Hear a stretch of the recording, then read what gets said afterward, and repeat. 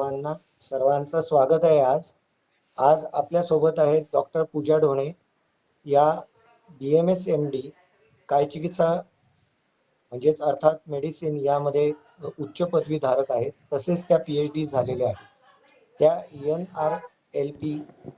NLP certified आहेत आणि आयुर्वेद, मानसशास्त्र आणि अध्यात्म यांचा समन्वय साधून त्या उपचार करतात. लहानपणापासूनच त्यांचा अध्यात्माशी संबंध आहे. त्यांच्या आजोबांनी त्यांना ध्यानाची ओळख करून दिली आणि BMS नंतर त्यांनी गुरुकडून ध्यानाचं सखोल शिक्षण घेतलं. त्या गेली 11 वर्ष आयुर्वेद कन्सल्टंट म्हणून कार्यरत आहेत. तर 5 वर्षापासून इमोशनल हीलर म्हणून लोकांना मार्गदर्शन करत आहेत. तर आज आपण दैनंदिन जीवनात अध्यात्माचं महत्त्व या विषयावर बोलणार आहोत. याला spirituality importance in day to day life असं इंग्रजीतून म्हणता येईल. तर आजचा जो विषय आहे दैनंदिन जीवनातील अध्यात्म, यावर आपण बोलण्यासाठी डॉक्टर पूजा ढोणे यांचं स्वागत करत आहोत. तर मॅडम, आज आपला पहिला प्रश्न आहे, स्पिरिच्युअलिटी आणि अध्यात्म म्हणजे एक्झॅक्टली काय? स्पिरिच्युअलिटी म्हणजेच अध्यात्म. आपण शॉर्ट मध्ये त्याला समजून घेऊ. म्हणजे स्वतःबद्दल अवेअरनेस असणे, तेवढी जाण असणे. जसं आपल्याला हे शरीर म्हणजे एक मशीन जर दिलंय देवाने, तर ते चालवण्यासाठी आपण त्या मशीन बद्दल जाणलं तरच ती व्यवस्थित चालवता येईल. म्हणून मग स्पिरिच्युअलिटी म्हणजेच अध्यात्म असतं. तर आजचा जो काळ आहे, धकाधकीच्या जीवनाचा काळ आहे. फार फास्ट लोक चालतात, फार फास्ट लोक नोकरीला जातात, फार त्वरित लोकांचं वार्धक्य किंवा फार त्वरित लोकांना आजारही होत आहेत. तर आजच्या या अशा काळामध्ये अध्यात्माचं महत्व नेमकं काय असेल? बरेच व्याधी हे मानसिक असतात. त्यांचे कारण जर माहीत नसतील तर ते बऱ्याचदा मानसिक असतात. त्याचं कारण असं की जर ब्रेनवर ओव्हरलोड होत असेल, विचारांचा जास्त त्यांचे विचार जास्त होत असतील आणि ते प्रोसेस होत नसतील, तर मग त्याच्याने कॉर्टिझॉल जे आहे, स्ट्रेस हार्मोन जो म्हणतो, ते त्याच्याने इन्फ्लमेशन होतं शरीरात. त्याच्यामुळे बरेच असे व्याधी होतात जे इन्फ्लमेशनमुळे होतात. म्हणून मग व्याधी जास्त होतात स्ट्रेसमुळे. जर आपण धार्मिक नसलो तरी आपण आध्यात्मिक असू शकतो का? हो, दोन्ही पण गोष्टी वेगळ्या नसून, जर आपण धार्मिक आहोत तर ते ऑब्व्हियसली त्याला हेल्प होणारच आहे. आपल्याला एक स्ट्रक्चर माहिती आहे की कोणत्या कोणत्या पद्धती आपण धर्मात करतो. तसंच स्पिरिच्युअलिटी जे आहे ते अवेअरनेस, कॉन्शियसनेस, स्वतःबद्दल जाणणे आणि धार्मिकताचे जे काही प्रोसेस असतात किंवा रिच्युअल्स आहेत, ते आपण नक्कीच आपल्या स्पिरिच्युअल जर्नीमध्ये वापरू शकतो. आज आपण बघतोय की शाळा किंवा कॉलेजेसमध्ये धार्मिकतेची किंवा अध्यात्माची जोड किंवा शैक्षणिक जोड बऱ्याचदा धरली जात नाहीये. तर आज आपलं हे पॉडकास्ट ऐकल्यानंतर जे नवशिके तयार होतील, त्या नवशिक्यांना अध्यात्माची सुरुवात कशी करायची याबद्दल तुम्ही काय मार्गदर्शन कराल? मी खूप म्हणजे 2 वर्षापासून मी छोट्या मुलांचे पण मेडिटेशन क्लासेस घेते आणि आता बऱ्याच शाळांमध्ये मेडिटेशन असं सेपरेट शिकवलं जातं, योगा पण सेपरेट शिकवला जातो. त्याच्यामध्ये कॉन्सन्ट्रेशन, फोकस अशा काही एक्सरसाइजेस जर आपण इन्व्हॉल्व केल्या स्कूल्समध्ये, शाळांमध्ये, तर नक्कीच त्याचा उपयोग पुढे जाऊन त्या त्या स्टुडंट्सला होऊ शकतो की प्रॉपर मेडिटेशन प्रोसेस जेव्हा ते शिकतील तेव्हा हे नक्कीच त्यांना उपयोगी पडेल. आधीपासूनच त्याची ओळख करून दिली तर. आता कसं आहे की जर तुम्ही म्हणताय की अध्यात्म आणि धार्मिकता हे दोन असे प्रांत आहेत की ज्यांची सीमारेषा थोडी पुसट आहे. तर बऱ्याचदा आपण बघतो की अनेक धर्मांमध्ये स्त्रीला पाळीच्या संदर्भात असताना, पाळीमध्ये असताना धार्मिक किंवा आध्यात्मिक नियम वेगळे असतात. तर अनेक स्त्रिया आज नोकरी किंवा व्यवसायही करत आहेत आणि माणसेही नोकरी किंवा व्यवसायही करत आहेत. तर अशा नोकरी व्यवसाय करत असताना अध्यात्म पाळता येतं का? किंवा नोकरी किंवा व्यवसाय करत असणाऱ्या स्त्रीला पाळीमध्येही स्पिरिच्युअलिटीचे नियम किंवा अध्यात्माचे नियम कसे पाळता येतील यावर जरा मार्गदर्शन केलं तर बरं होईल. पाळीच्या दरम्यान काय होतं की एक एनर्जी जी असते ती खाली जात असते, त्याला आपण अपान वायू म्हणतो किंवा अपान शक्ती म्हणतो, ती खालच्या दिशेने जात असते. आणि स्पिरिच्युअलिटीला ही वरच्या दिशेने एनर्जी जाणं अपेक्षित आहे. म्हणून मग त्यावेळेत काही नियम नक्कीच पाळावे लागतील की एनर्जी अपोजिट होऊ नये म्हणून. म्हणून मग मंदिरात न जाणे हे टाळलं जातं की जिथे मंदिरामध्ये एनर्जी ही वरच्या दिशेने असते आणि ते दोन्ही पण एनर्जीज अपोजिट होऊ नये म्हणूनच ते नियम लावले आहेत. आणि नोकरी आणि व्यवसाय करत असताना अध्यात्म कसं पाळता येईल? आता पाळीच्या वेळेस पचनशक्ती ही कमी असते, म्हणून मग त्यांना जर आराम आणि हे सगळ्या गोष्टी थोडं कमी काम घेणे, जसं आपण उपवासाच्या दिवशी करतो की स्वयंपाक मध्ये पण कमी काय म्हणतात लाईट वेट आपण डाएट असतो स्त्रियांचा, तर तशा प्रकारेच फक्त थोडस कामानिमित्त काम थोडे कमी करून शरीराला थोडी रेस्ट देऊन मेडिटेशन ऑब्विसली ते करू शकतात. पण त्याच्यामध्ये थोडस काही नियम पाळले जातील, ते नक्कीच त्या अनुसार असतील. की पाळीचे नियम वेगळे असतील आणि रेग्युलर नियम हे वेगळे असतील. मग ऑब्विसली त्या दिवशी मंत्र वगैरे हे सगळे करता येणार नाही, ज्याने एनर्जी ही वर जाते. बरं, आता एखादा व्यक्ती, जसं आपण बघतोय पुण्यात किंवा मुंबईत, एखादा व्यक्ती या टोकावरून त्या टोकावर नोकरीला किंवा व्यवसायासाठी जात असतो, तर अशा व्यक्तीने जसं तुम्ही आता मेडिटेशन किंवा ध्यान धारणा हा जो प्रकार सांगितला, तर हा नोकरीच्या किंवा व्यवसायाच्या ठिकाणी कमीत कमी किती वेळ किंवा किती वेळा करावा? आता जर खूपच काम असेल, एखाद्या व्यक्तीला खूप बिझी असेल तो, तर ऑब्विसली झोपायच्या आधी काही वेळ आणि उठल्यानंतर काही वेळ ही एकदम प्राईम वेळ आहे, एकदम पीक वेळ आहे की ज्या वेळेस मेडिटेशन हे जास्त उपयोगी पडतं. तर तेवढा वेळ तर नक्कीच प्रत्येक जण काढू शकतो. आणि अगेन अकॉर्डिंगली तुम्ही किती वेळ देऊ शकता ते डिपेंड करतं की ते किती तुम्हाला उपयोगी पडेल. जितका तुम्ही जास्त वेळ देऊ शकाल तितका तो यूज करून नक्कीच तुमची प्रगती त्या स्पीडने होऊ शकते. आता आपण जनसामान्यांमध्ये बऱ्याचदा गमतीने म्हणा किंवा उपहासाने म्हणा म्हणताना ऐकतो लोकांना, अरे तू म्हातारा झाला, जरा आता अध्यात्माची कास धर. म्हणजे अगदी 45 ते 50 वयातल्या मुलांना किंवा जे खरं तर बायकांना किंवा माणसांना सुद्धा आजकाल लोक अशी टोमणे मारतात. तर अध्यात्म हे फक्त वयस्कर लोकांसाठीच आहे का?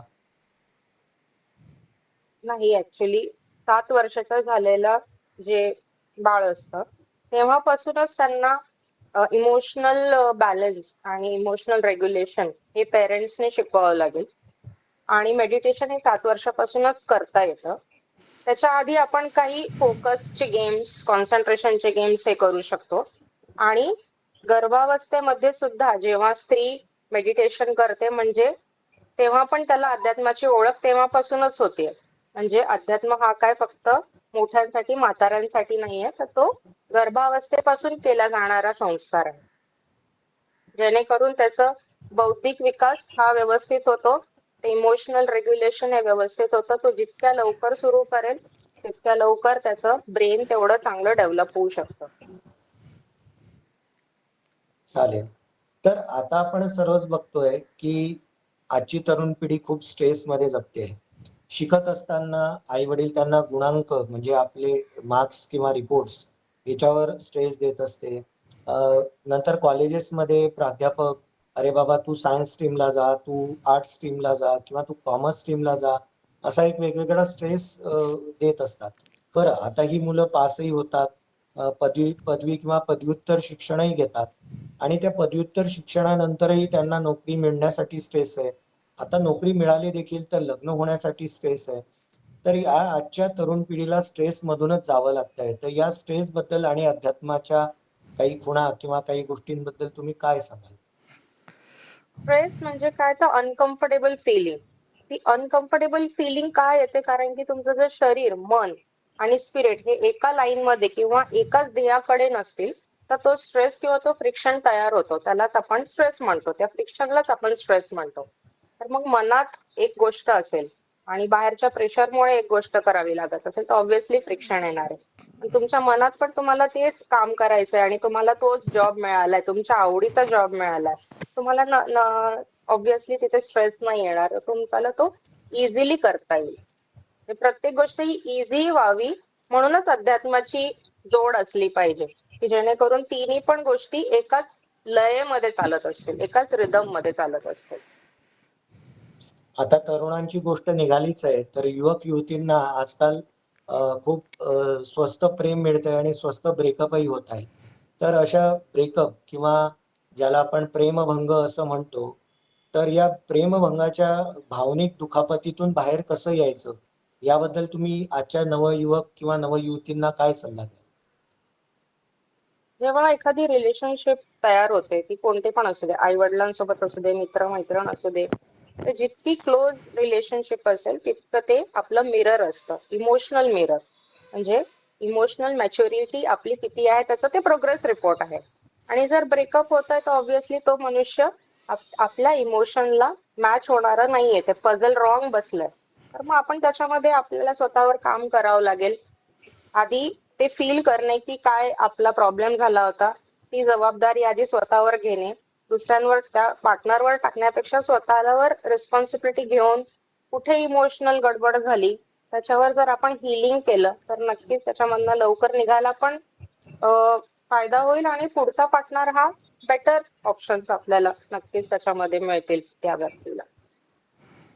आता आपण हेही बघतोय की अनेक लोक एकटं राहण्याचा प्रयत्न करतात. अगदी सख्खे आई वडील किंवा सख्खे बहीण भाऊही त्यांना बोलायला आवडत नाही. म्हणजे थोडक्यात एक इंट्रोव्हर्टेड एकटेपण जपतात किंवा अंतर्मुख बनतात. तर या अशा अंतर्मुखी किंवा एकटेपणा अनुभवणाऱ्या लोकांना जी पोकळी वाटत असेल, त्या पोकळीबद्दल, मानसिक पोकळीबद्दल तुम्ही त्यावर काय सल्ला द्याल? आता इंट्रोवर्ट जे आहे ते एक पर्सनॅलिटी आहे आणि एकटे राहणे ही चॉईस आहे, तर दोन्ही पण वेगळं वेगळं आहे.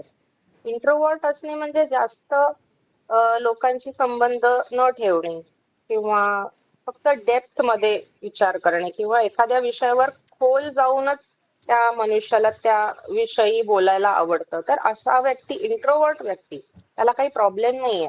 त्याचे थोडेच मित्र किंवा मैत्रिणी असतात, थोडेच रिलेशनशिप्स किंवा फ्रेंड्स असतात, तर त्या लोकांसोबत तो कम्फर्टेबल असतो, त्याला म्हणतात इंट्रोवर्ट. आणि जे एकटेपणा ज्यांनी स्वीकारलेला आहे तर ते नक्कीच स्वतः म्हणजे जेव्हा रिलेशनशिप कोणती पण रिलेशनशिप असेल, पेरेंट्स सोबत असेल किंवा कोणती पण असेल, ते अगेन आपण मागचं जसं म्हटलं की मिरर बनतो. म्हणजे इमोशनल प्रोग्रेस आपल्याला जर कोणी दाखवत असेल समोरून येऊन तर नक्कीच माणूस घाबरतो. त्याला दिसतं की आपण इमोशनली कुठेतरी कमी पडतोय, त्याला त्याचे फ्लॉज दिसायला लागतात, त्याची कमतरता दिसायला लागते, म्हणून तो एकटेपणा स्वीकारतो की त्याला ते सामोरे जायचं नाहीये. अनकॉन्शियसली तो हेच करतोय, सांगतो की मला लोकांचा प्रॉब्लेम आहे, लोकच विचित्र आहेत, पण सबकॉन्शियसली तो असं याच्यामुळे करतो की त्याला स्वतःचे इमोशनल प्रॉब्लेम्स नाही बघायचे. जुन्या जखमा आणि वाईट अनुभव अनेकांना असतात. तर या अशा जुन्या जखमा किंवा अ, जे वाईट अनुभव आहेत ते सारखे सारखे अनेकांना आठवत असतात. तर या गोष्टींबद्दल तुम्ही आपल्या या आध्यात्मिक दृष्टिकोनातून काय सल्ला द्याल? आता सगळ्यांना माहितच आहे की त्याला ट्रॉमा म्हणतात. म्हणजे सोशल मीडियामुळे ते खूप फेमस झालंय की चाइल्डहुड ट्रॉमाज म्हणा, ऍडोलसंट ट्रॉमाज म्हणा, रिलेशनशिप ट्रॉमाज म्हणा, ब्रेकअप मध्ये झालेला, करिअर मध्ये, हे जे काही failures, traumas and failures, failures आपण वेगळा टॉपिक घेऊया. तर ट्रॉमाज आपण थोडस बोलूया की मनावर झालेला एखादा परिणाम जो असतो तो ऑब्व्हियसली ब्रेन मध्ये रजिस्टर होतो आणि त्यामुळेच ब्रेन काय करतो की प्रोटेक्ट करायचा प्रयत्न करतो. अमागडाला एक असा ब्रेनचा पार्ट आहे की ज्याच्यामध्ये फिअर असतं आणि तो त्याला 3 प्रकारे त्याचं प्रोटेक्ट करण्याचं काम असतं: फाईट, फ्लाईट आणि फ्रीज. म्हणून तो अशी कोणती जर परिस्थिती त्याच्या समोर आली आयुष्यात पुढे, तर मग ते हर्ट त्याला परत फील होतं, त्याच्या ब्रेनला परत तिथे फिलिंग्स येणार, तशा सिमिलर फिलिंग्स आणणे हे ब्रेनचं काम असल्यामुळे तो ते सिमिलर फिलिंग्स येणार. आणि जर ते हील आपण प्रॉपरली केले नाही मेडिटेशनने किंवा स्पिरिच्युअलिटीने, तर ते अगेन अँड अगेन परत आणि परत ते त्याला फील होत राहणार आणि तो हर्ट होत राहणार. त्याच्यावर हिलिंग करणे हाच एक उपाय आहे.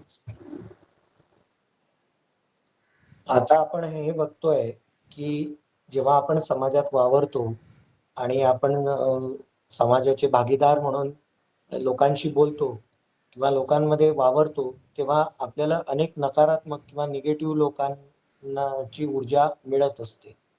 तर या नकारात्मक किंवा निगेटिव्ह लोकांपासून आपली स्वतःची ऊर्जा ही कशी वाचवायची? पहिली गोष्ट तर आपल्याला समजावं लागेल की जे काही लोक आपल्या आयुष्यात येत आहेत ते आपलाच मिरर आहे. मग ते स्ट्रेंजर जरी असलं, तो अनोळखी व्यक्ती जरी असला, तर तो आपणच अट्रॅक्ट केलेला आहे, आपणच बोलवलेला आहे आयुष्यात. मग तो कोणत्या कारणाने आला आहे ते आधी अभ्यास करणे, त्याच्यावर काम करणे, आणि ते जेव्हा हिलिंग होईल तर तसे निगेटिव्ह लोक ऑब्व्हियसली येणार नाही. आणि दुसरी गोष्ट म्हणजे त्यांच्यासोबत कमी कॉन्टॅक्ट ठेवणे, इमोशनल तेवढं ओपन अप न होणे, त्यांना अवॉइड करणे. हे जे प्रॅक्टिकल गोष्टी ते तर आहेतच, पण स्पिरिच्युअलिटी ने आपण असं करू शकतो की जसे जसे लोक आपल्याला येत जातील त्याची नुसती नोंद करणे की कोणते लोक, कशा प्रकारचे लोक आपल्या आयुष्यात येतात, आणि ते आपला प्रोग्रेस रिपोर्ट म्हणून आपल्याला किती मार्क्स किंवा कोणत्या कोणत्या विषयात आपल्याला कमी मार्क्स पडतात. तर फिअर मध्ये आहे, अँगर मध्ये आहे, इरिटेबल आहे मी, किंवा अजून कशाची मला भीती आहे, असं काही आपण जर जमा केला डेटा त्या लोकांकडून, तर आपण त्याच्यावर काम करून नक्कीच त्या लोकांना आपोआपच ते लोक जाणार आहेत. पॉझिटिव्ह जसं आपण थिंकिंग केलं तर पॉझिटिव्ह लोक आपल्या आयुष्यात ऑब्व्हियसली येणार आहेत. आता आपण सर्वच बघतोय की कधी कधी आपण खूप विचार करतो, पण हे कधी कधी खूप जास्त विचार का येत असावे? त्याला ओव्हर थिंकिंग म्हणतात. म्हणजे मन जे आहे, अमायगडेला म्हणू आपण किंवा मन म्हणूया, ते काय प्रयत्न करतंय की जो प्रॉब्लेम आहे त्या प्रॉब्लेमवर तो सोल्युशन शोधायचा प्रयत्न करतो. अमायगडेला जो आहे तो जर ओव्हर हायपर ऍक्टिव्ह असेल त्यावेळेस, आणि आपण स्वतःसोबत बसलो आहे म्हणजे डिस्ट्रॅक्ट न करता, तर ऑब्व्हियसली ओव्हर थिंकिंग चालू होते. मोस्टली लोकांना रात्री ओव्हर थिंकिंग चालू होते कारण की बाकी डिस्ट्रॅक्शन्स आणि नॉइजेस हे कमी असतात. म्हणून जर ओव्हर थिंकिंग चालू झाली तर तेव्हा पण आपण एक डेटा तयार करणे की कोणत्या कोणत्या विषयावर मला ओव्हर थिंकिंग होतीये, जर्नलिंग करणे, त्याच्यावर विचार करणे, एक्सेप्ट करणे आणि हिलिंग करणे. त्या सिच्युएशनची जबाबदारी घेऊन हिलिंग करणे, हे त्याच्यावर स्पिरिच्युअलिटीचा एक हे आहे, मार्ग आहे. ध्यान केल्याने रोजच्या आयुष्यात काय फरक पडतो? आता रिसेंट स्टडी पण म्हणते की मेडिटेशनने प्री फ्रंटल कॉर्टेक्स हा डेव्हलप होतो. तर प्री फ्रंटल कॉर्टेक्स काय आहे की जो डिसिजन मेकिंग, इमोशनल रेग्युलेशन, म्हणजे ते निर्णय घेण्यासाठी मदत करणारा ब्रेन आहे, जो त्या त्या वेळेत आपल्याला योग्य ते निर्णय घेता येतील, चुकीचे निर्णय कमी घेण्याचे चान्सेस किंवा योग्य निर्णय घेण्याचे चान्सेस जास्त करण्याचे काम हा प्री फ्रंटल कॉर्टेक्स करतो. आणि ध्यान केल्याने प्री फ्रंटल कॉर्टेक्सची थिकनेस वाढत जाते, म्हणजे त्याची कॅपॅसिटी वाढत जाते, तो ऍक्टिव्ह होत जातो. हा असा ब्रेन आहे. तर ऑब्व्हियसली तुमचं इमोशनल रेग्युलेशन चांगलं होणार आहे, तुमचं टॉलरन्स व्यवस्थित होणार आहे, आणि रेग्युलर लाईफ ही इझी होणार आहे. तर आतापर्यंत तर आपण सर्व प्रश्नांची उत्तरं दिलीच आहेत आणि प्रेक्षकही आपली प्रश्नोत्तरं ऐकत आहेत. आता बऱ्याच लोकांना घाबरटपणा किंवा चिंता वाटत असते आणि कदाचित तुमच्याकडेही तसे तुमचे पेशंट्स येत असतील की बाबा मला अनामिक भीती वाटते, अनामिक चिंता वाटते किंवा नामिक म्हणजे मला माझा मुलगा 10वीत नापास होईल किंवा कमी मार्क्स पडतील अशी भीती वाटते किंवा त्याच्याबद्दल मला चिंता वाटते, असे काहीतरी लोक येत असतील. तर त्यांना तुम्ही कसं समजवतात किंवा काय सांगता? हेच आहे, प्रत्येक गोष्टीमध्ये जिथे आपल्याला ओव्हर थिंकिंग होतीये ते रिझन हेच आहे की त्या सिच्युएशनला आपल्या ब्रेनने काहीतरी डेटा जमा केलाय, आणि म्हणून ते फिअर जर असेल, भीती जर असेल एका गोष्टीविषयी, एका सिच्युएशन विषयी, तर ती त्या स्पेसिफिक सिच्युएशनला परत परत ते तोंड काढणार आहे. जसं पाय दुखत आहे आपलं, तर जास्त चालल्याने पाय परत दुखत जाणार आहे. तसंच आहे की जसं स्टिम्युलेशन आलं, इमोशनल स्टिम्युलेशन, तर ते तो पाय परत दुखणार आहे, त्याच्यामुळे ते सिच्युएशन आपल्याला परत आठवून हर्ट फील होणारच आहे. म्हणून आपल्याला काय करायचं की ट्रॉमाला हील करायचंय आणि समजून घ्यायचं की ती सिच्युएशन काय सांगते. Situation is also mirror of the emotional disturbance और इमोशनल इमॅच्युरिटी पण म्हणू, की कुठेतरी ब्रेन तयार नाहीये त्या सिच्युएशनला हँडल करायला किंवा रेग्युलेट करायला. म्हणून मग त्या ट्रॉमाला आधी काम करणे, ट्रॉमावर हील करणे, आणि मग पुढे जर ती परत सिच्युएशन आली तर मग ब्रेन ऑब्व्हियसली काम राहील, शांत राहील आणि व्यवस्थित ते डिसिजन घेऊ शकेल.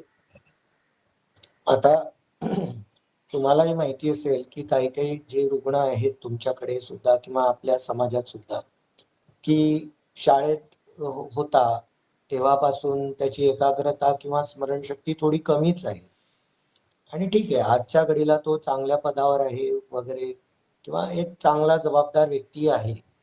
तर अशा लोकांची सुद्धा किंवा अन्य काही लोकांची एकाग्रता स्मरणशक्ती कशी वाढवता येईल या अध्यात्माच्या स्तरावर? एकतर मल्टीटास्किंग जे आपण सोसायटीमध्ये नॉर्मल केलंय ते आपण कमी करून एक गोष्ट एका वेळेस करणे, आणि मेडिटेशन करून फोकस हा करू शकतो. फोकस नक्कीच त्याच्यामध्ये होणार आहे, कॉन्सन्ट्रेशन वाढणारच आहे. आणि अजून योगाचे पण जे त्राटक वगैरे असे काही एक्सरसाइजेस सांगितले त्याने पण कॉन्सन्ट्रेशन आणि फोकस हे चांगलं होत जातं. तो अगेन टेक्निक, खूप बरेच टेक्निक्स आहेत जे आपण हिलिंग सेशन्स मध्ये मी घेते मुलांचे, मोठ्यांचे, त्याच्याने त्यांचं कॉन्सन्ट्रेशन वाढतं. आता नेहमीचा आणि सर्वच पालकांचा कदाचित हा आवडता प्रश्न असावा, मोबाईल आणि सोशल मीडियाचं व्यसन कसं कमी करायचं आपल्या मुलाचं किंवा आपलं स्वतःचं देखील? आपल्याला पहिले जाणून घ्यावं लागेल की मोबाईल एडिक्शन होतं कशाला. तर त्याच्याने ते चीप डोपामिन जे आपण म्हणतो ते मिळत आहे, म्हणजे इन्स्टंट रिवॉर्ड. ब्रेन जो आहे तो याच्यासाठीच बनलेला आहे की रिवॉर्ड सिस्टम त्याच्यामध्ये असते, की जर एखादं काम केलंय आपण, कम्प्लीट झाल्यावर तो रिवॉर्ड मिळतो, किंवा एखादी गोष्ट आपण नवीन शिकली ती पूर्णतः समजल्यानंतर आपल्याला रिवॉर्ड मिळतो. पण जर आपण मोबाईल मध्ये असलो तर एक फेक किंवा इल्युजनरी ब्रेनला सिग्नल जातो की डोपामिन मिळत आहे, आणि त्याच्यासाठी तो ब्रेन ऍक्च्युली बनलेला पण आहे, की जर एखादं काम आपण केलंय आणि कम्प्लीट झालं तर रिवॉर्ड सिस्टम जर ऍक्टिव्हेट असेल तर ब्रेन ती ऍक्टिव्हिटी ऑटोवर टाकतो, आणि ती ऍक्टिव्हिटी आपण लवकर करू शकतो. जसं कार शिकणे, जर सुरुवातीला आपण कार व्यवस्थित म्हणजे इकडे तिकडे न बघता करतो, आणि हळूहळू शिकल्यानंतर आपण मल्टीटास्किंग पण करू शकतो. तर असं होतं की तो ऑटोवर टाकत जातो ब्रेन. पण आपण त्याला जर चीप डोपामिन दिलं तर त्याला फेक इल्युजनमुळे त्याला वाटतं की हेच यालाच ऑटोवर टाकायचंय, आणि म्हणून ती गोष्ट ऑटोवर जाते आणि त्याच्याने ऍडिक्शन होते, आणि मग ते कधीच सुटत नाही. त्याला पर्याय असे की हॉबीजवर कन्वर्ट करणे. म्हणजे मुलांचा जर प्रश्न असेल तर हॉबीज, ऍडल्ट्सला पण मी हॉबीज सांगते, म्हणजे टू स्टार्ट विथ मी नुसतं ड्रॉइंग, कलरिंग अशा गोष्टी पण ऍडल्ट्सला सांगते, की जेणेकरून छोट्या छोट्या गोष्टीमध्ये पण डोपामिन जर रिलीज तेव्हा होत असेल, रिअल डोपामिन, तर ब्रेन रजिस्टर्स दिस ॲज अगेन रिवॉर्ड, आणि तिकडे माइंड डायव्हर्ट होत जातं, म्हणजे बेटर थिंग्स कडे, पॉझिटिव्ह थिंग्स कडे डायव्हर्ट होत जातात, आणि हे फेक जे इल्युजनरी थिंग आहे ते हळूहळू निघत जातं.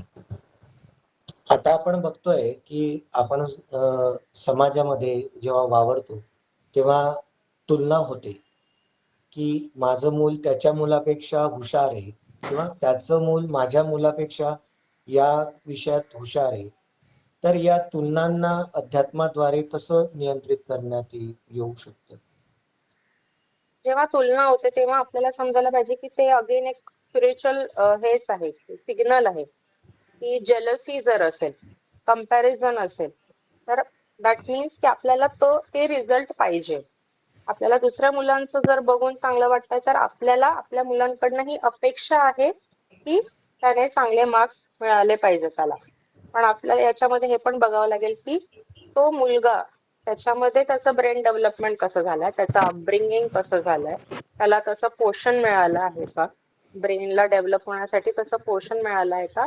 आणि स्पिरिच्युअली जर आपण बघायला गेलं तर अगेन प्रीफ्रंटल कॉर्टेक्सला तेवढं पोषण त्यांनी दिलंय का, तसं डेव्हलप केलंय का. म्हणजे 7 वर्षानंतर आपण म्हटलं की मेडिटेशन केलं पाहिजे, किंवा स्पिरिच्युअली काहीतरी त्याच्या आयुष्यात गोष्टी असल्या पाहिजे, म्हणजे साधं दिवा लावणे, संध्याकाळची आरती म्हणणे, ह्या गोष्टी जरी असल्या तरी पण त्याचं ब्रेन चांगलं डेव्हलप होऊ शकतं, आणि फोकस, कॉन्सन्ट्रेशन त्याच्या आयुष्यात आल्यावरच त्याला चांगले मार्क्स पडणार आहे. म्हणजे मार्क्स हे फक्त गोल आहे, पण त्याच्यासाठी करण्याचे जे एक्सरसाइजेस आहेत ते केलेत का त्या आई वडिलांनी, ते पण बघणं तेवढंच गरजेचं आहे. जर स्वतःसाठी कंपॅरिझन असेल तर मग ऑब्व्हियसली तुम्हाला काम करावं लागेल. मॅनिफेस्टेशन आणि स्पिरिच्युअलिटी म्हणजे मॅनिफेस्टेशन किंवा आणि अध्यात्म यांचं काही रिलेशन आहे का, किंवा मॅनिफेस्टेशन म्हणजे नेमकं काय? मॅनिफेस्टेशन हे स्पिरिच्युअलिटीनेच मिळू शकतं असं एक आहे. Means the only way to manifest in your life is spirituality. This is because spirituality काय म्हणते की तुम्ही जसे आहात तसंच तुमच्या लाईफमध्ये होत जाणार आहे, हे स्पिरिच्युअलिटी म्हणतात. पण न्यूरोसायन्सने पण जर आपण बघितलं तर ब्रेन डेव्हलपमेंट त्याच्यामध्ये प्री फ्रंटल कॉर्टेक्सची जर व्यवस्थित होत असेल तो व्यक्ती योग्य ते निर्णय त्याच्या आयुष्यात घेऊ शकतो आणि योग्य चॉईसेस करू शकतो. म्हणजे इमोशनल क्वेश्चन जर चांगला असेल, तो इमोशनली मॅच्युअर असेल तर ऑब्व्हियसली तो बेटर चॉईसेस करेल, छोट्या छोट्या गोष्टीने डिस्टर्ब होणार नाही आणि तो पुढे पुढे जात राहील, म्हणजे सक्सेस कडे जात राहील किंवा त्याच्या गोल्स कडे जात राहील आणि ऑब्व्हियसली त्याच्यानेच त्याचं मॅनिफेस्टेशन होणार आहे. आता आपण बघतो की पॉझिटिव्ह किंवा सकारात्मक विचार हे खरोखर आपल्या आयुष्यात काही भर पाडतात का? सकारात्मक विचार आपण कोणाला बळजबरी नाही करू शकत की नाही तू आता नेगेटिव्ह सोडून दे आणि सकारात्मकच करत राहा. म्हणजे याच्या आधी पण आपण बघितलं की ओव्हर थिंकिंग का होते. तो व्यक्ती जर ओव्हर थिंक करत असेल तर तो पॉझिटिव्ह नाही विचार करू शकत. त्याच्यामध्ये आपण एक गोष्ट करू शकतो की आजूबाजूच्या नेगेटिव्ह गोष्टी ज्या आपण करतोय ते आपण कट करू शकतो. म्हणजे जसं नेगेटिव्ह न्यूज असेल, नेगेटिव्ह मूवीज असतील, निगेटिव्ह आपण कोणत्या सोशल मीडिया अकाउंटला फॉलो करत असू तर त्या सगळ्या गोष्टी आपण बंद केल्या तर काही प्रमाणात ते होऊ शकतं. अच्छा चला की याच्या ठिकाणी मी पॉझिटिव्ह एखादा मूवी बघतो, चांगला बघतो किंवा काही अकाउंट्स आम्ही फॉलो करतो जे पॉझिटिव्हिटी आहे, मोटिवेशनल व्हिडिओज बघतो, त्याच्याने होऊ शकतं. पण स्टील तुमचं जर ट्रॉमा तुमच्या मनात असेल, कुठेतरी काही अनहिल्ड वोन्ड्स असतील तर ते जर तुम्ही हील नाही केले तर मग ऑब्व्हियसली नेगेटिव्ह विचार आपोआप येणारच आहे. जेव्हा तुम्ही शांत बसाल, जेव्हा तुम्ही डिस्ट्रॅक्टेड नाहीये तेव्हा तर ते येणारच. मग हील होणे हे त्याच्यावरचा only ship you have to take is spiritual healing. तर आपण आता बघतोय की यशासाठी तुम्ही भरपूर गोष्टी सांगितल्या, पण यशासाठी प्रत्यक्ष कृती ही किती महत्वाची आहे? कृती पण तेवढीच महत्वाची. कृती म्हणजे जे काही मेथड्स स्पिरिच्युअल हिलिंग मध्ये असतील किंवा डे टू डे लाईफ ही स्पिरिच्युअल असली पाहिजे असं म्हणतो आपण. डे टू डे लाईफ मध्ये एनर्जी ही प्रोटेक्टेड पण असली पाहिजे आणि तेवढीच प्रोडक्टिव्ह पण असली पाहिजे. तर हे स्पिरिच्युअल म्हणजे काय तर एनर्जीचा खेळ आहे. एनर्जी आपण कसं रोजच्या रोज त्याला कसं मेंटेन करतोय ते ऍक्शननेच होणार आहे, ते टेक्निकनेच होणार आहे, ते काय फक्त गप्पा मारून होणार नाही. तर yes, action is equal to techniques is equal to changes in your life. तर आज तुम्ही भरपूर वेळ दिलेलाच आहे. आपला जो शेवटचा प्रश्न आहे तो मी आता घेतो आणि नंतर आपण हा कार्यक्रम थांबवूया. तर आयुष्यात संयम किती महत्वाचा आहे याबद्दल अध्यात्म किंवा स्पिरिच्युअलिटी काय सांगते? स्पिरिच्युअलिटी एकदा आली की लोकांना वाटतं की खूप छान वाटायला लागेल, मेडिटेशन केलं की अचानक खूप छान वाटायला लागेल. असं न होता काही गोष्टी आपल्याला आपलेच जेव्हा समजायला लागतात तर ते अनकम्फर्टेबल असू शकतं काही लोकांना की अच्छा मला खूप राग पण येतो का, अच्छा मग मला एखाद्या गोष्टीची भीती वाटते का, हे जे फ्लॉज दिसायला लागतात तर त्याच्यासोबत पेशन्स आपल्याला ठेवावं लागेल. त्या गोष्टीच्या सामोरं जावं लागेल, त्याला एक्सेप्ट करावं लागेल. तर ऑब्व्हियसली पेशन्स तर खूपच इम्पॉर्टंट आहे स्पिरिच्युअलिटीमध्ये. म्हणजे तुम्हाला असं लगेच छान छान नाही वाटणार. सुरुवातीला तुम्हाला जेव्हा वुंड हिलिंग होत असतं तर जे काही आता इथे प्रेक्षक बघत पण असेल त्यांना पण जर माहित असेल, त्यांनी काही गोष्टी केल्या असतील तर काही पेशंट तर माझे रडतात पण सेशन्स मध्ये जेव्हा त्यांचं हिलिंग सेशन होतं. सो त्यांना पेशन्स ठेवावं लागणार आहे की येस मी उद्या याच्यावर मात करणारच आहे आणि उद्याचा दिवस मी याच्यावर म्हणजे उद्या मी याच्यावर मात करून नक्कीच त्याला हरवणार आहे त्या ट्रॉमाला. तर पेशन्स तर खूप इम्पॉर्टंट आहे. ठीक आहे. तर आज आपण अध्यात्म या विषयावर बोललात आणि आमच्या या चलते फिरते मोमेंट्स या व्हिडिओ ब्लॉगला येऊन तुम्ही सर्व लोकांसाठी इतकी महत्त्वपूर्ण माहिती दिली त्याबद्दल धन्यवाद.